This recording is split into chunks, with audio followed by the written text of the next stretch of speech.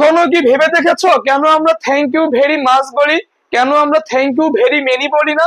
এটা হচ্ছে মেনি এবং মাসের ব্যবহারের পার্থক্য। আজকে আমরা দেখে নেব কোথায় মেনি বসে এবং কোথায় মাস বসে।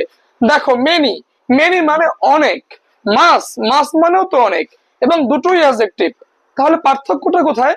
পার্থক্যটা হচ্ছে এগুলি ব্যবহারে। দেখো, মেনি মেনি বসে কাউন্টেবল ক্ষেত্রে, মানে গণা যায় এমন সব কিছুকে বেশি বলতে মেনি ইউজ করা হয়। যেমন দেখো, পেন পেন মানে কলম, কলম তো গণা যায়, আমরা কি বলতে পারি? মেনি পেন্স, অনেক কলম। বুক বুক মানে কি? বই, বই তো গণা যায়, আমরা কি বলতে পারি? মেনি বুকস, অনেক বই। মোবাইল ফোন গণা যায়, আমরা কি বলতে পারি? মেনি মোবাইল ফোনস, অনেকগুলি মোবাইল ফোন। কিন্তু মাস মাস বসে হচ্ছে গণা যায় না, মানে আনকাউন্টেবল, গণা যায় না এমন কিছুকে বেশি বলতে মাস ইউজ করা হয়। যেমন ধরো, এয়ার এয়ার মানে বাতাস, গণা যায়?